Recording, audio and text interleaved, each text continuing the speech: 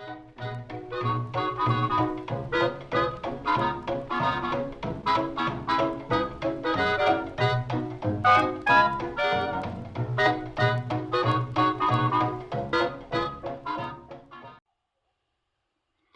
guys, it's Vintage Vinny, and welcome to another antique store haul.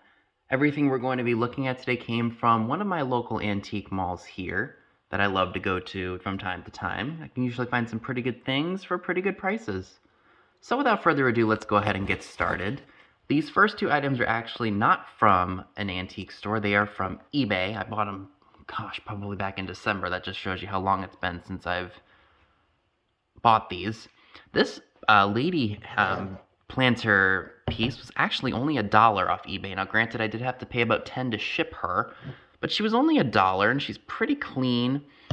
Probably from the 50s or the 60s. I think these were supposed to be like maybe freckles, or not freckles, but like, rosy cheeks. But she's blonde, definitely very flowy blonde hair on her. So I really just couldn't say no for $1. Now, Bozo is from 1972.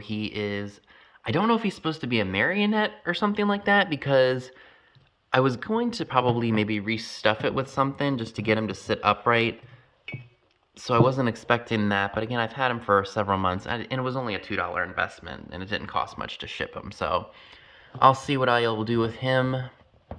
But I just couldn't, and because he doesn't have any support in his neck, he keeps going lopsided. But I just thought these were really good prices, and I just couldn't leave them on the site. Alright, moving along to the antique store stuff. So this is everything I got from the first mall. Literally, these places are within spitting distance of each other. Like, I could go to one store and then walk to the next. So for $5, I found this really awesome table cover. It's paper. So I'm not going to be taking it out of the packaging to show you all because I don't want to ruin it. But look at how deco that is with the silhouettes on there. And it even has the deco sticker from the store that it was sold at. How amazing is that? And for $5, I just couldn't leave that behind. I had to take that home with me. For $2, I picked up this 1973 Popeye Campout Kit. New and sealed, never been opened. Again, it was $2. I went ahead and took a shot in the dark with it. Someone had one listed for like some ungodly amount. I might try listing this for maybe $25 or maybe even $30 with best offer to see if there's anybody out there who is looking for this. Again, it's new old stock. It would ship really easily.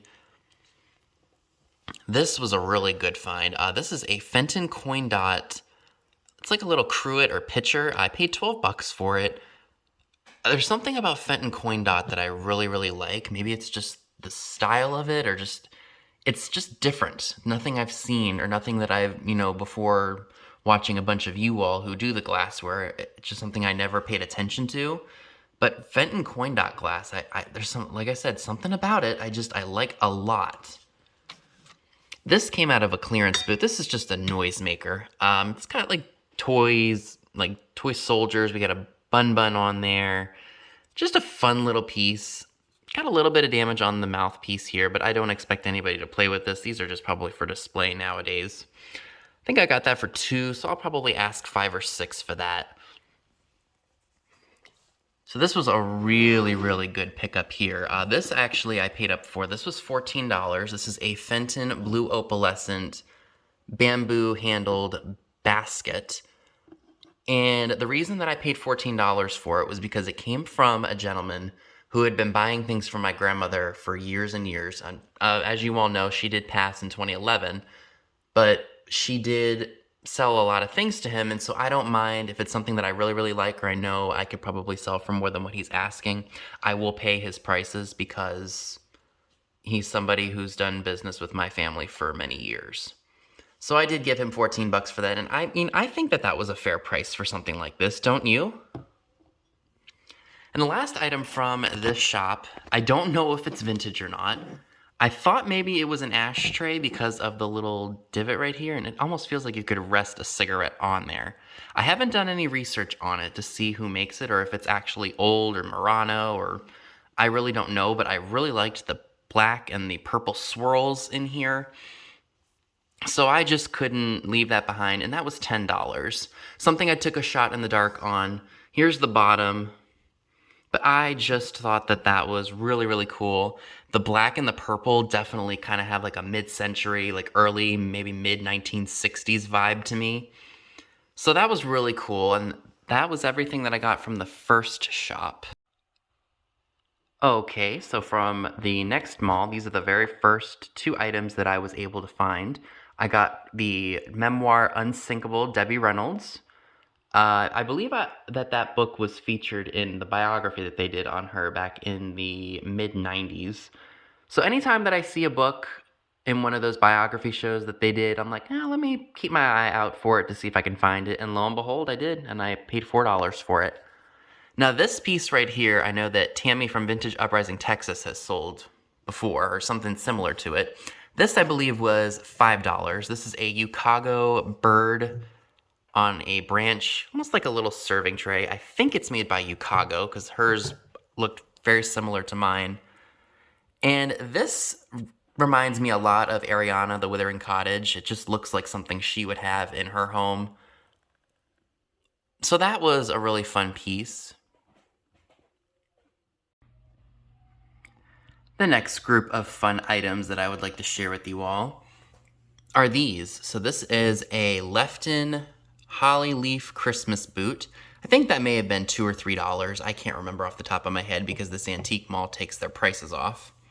How do you all feel about that? Do you like when antique malls and indoor flea markets leave tags on stuff even though you have your receipt? Because for me, it just makes it easier for me to remember, okay, yes, I did pay this for that. I got this little McCoy white planter. I believe that was like $3.25 if I'm not mistaken.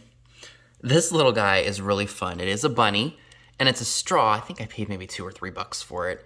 Probably wouldn't have paid that at a thrift store, but at an antique mall, I made the exception. So it's a straw, and you push up the little lever, and the bunny comes up and over the straw and falls over it like he had too much to drink. I just thought that was really fun. I'll probably put that in my junk jar. It is marked on the bottom, Hong Kong, and I think it says, I can't make out what it says. Oh, it just says the ingredients for, I guess, the drink mix or something that it came with. So that was really, really fun. For $4, I did pick up this blue Hazel Atlas Shirley Temple creamer. I have the plate, or like the bowl, and I have the cup, but I wanted to have the creamer before I sold it. If you weren't sure of the age of these are from the 1930s, and I believe that this pattern is called Honeycomb. Actually, oh yeah, it is Honeycomb, by Hazel Atlas. And because I had the two other pieces, I've been wanting to find the creamer for a really good price, so that way I can lot it together and just sell it for one. So that's a really fun piece, so I couldn't say no to that, considering I had been wanting one and been trying to find one for a decent price for a long time. So for $3.25, I did pick up this West German Hummel figurine. I do know that Hummels are hit or miss in regards to the value of them. And this guy looks to be in pretty good condition. I don't see any major issues unless that's a flaw right there that I didn't see. Either way, it's marked West Germany on the bottom. So I will do my research to see what the values of this and to determine what the name of this one is. If you're able to find out the name of the Hummel itself, I think that does help it sell if you can figure that out. So I couldn't leave that behind for $3.25. All right, the next group of items, I have a really awesome Ruffled Cranberry basket. I did pay $9.50 for that. And it has the bamboo handle, or at least I think that's what that's called, the bamboo, and you can feel like the edges are like almost like a little ridge in the handle. It could be Fenton, I don't know for sure, but that is a really nice piece and I couldn't leave it behind for $9.50. I got this really cool Kanawha glass Swan Paperweights. It does glow. I don't know if you guys can see that. Hold on one second. But yes, it does glow under the black light, which is fantastic. And it even has the Kanawha sticker on the bottom, which is a great thing to have. For only $1, I found this really awesome Popeye card game made by EDU Cards Manufacturing Corp. in New York, King Feature Syndicate. So those were really fun to find. And the last item from this portion of the video, I got this for $10 in a booth that was 50% off. This is made by Pacific Pottery, right? Yep, Pacific, made in the USA, 3201. I love the color of her, so I just had to have that because that, and this booth I think was actually leaving the mall, so I was happy to help support them in any way I could, and I'm surprised that there were still some good things left over when they were doing 50% off. So I mentioned it in one of my live sales, or maybe even a pre-recorded video, that I wanted to see if I could get my hands on some of the reproduction trays, the reproduction Coca-Cola trays, and maybe do a video informing you all about what to look for when it comes to the reproductions versus the originals. So I picked this one up. This tray is from 1973. It's a reproduction of the 1921 ad. And I think I paid about $3.25 or maybe even $3.50 for it. I like to keep the cost of these as low as I possibly can because they are not worth a lot of money at all. And because I'm using them for educative purposes, again, I don't want to have to spend too much on them because, like I said, they're just not as valuable as the originals. But I was really happy to get that so that way I can make a video about this tray in particular. So $3.50, $3.25 was a pretty good price. Okay, and the last two items I'd like to share with you all came from that same booth where everything was 50% off. So the first thing I'd like to share with you all is this really awesome pinup advertising piece. It's a thermometer for Markson's Furniture Stores. Apparently they were in Utica, New York, Herkimer, and gosh, you guys are going to hate me for not being able to pronounce that. Oneonta? I believe that those were all in New York.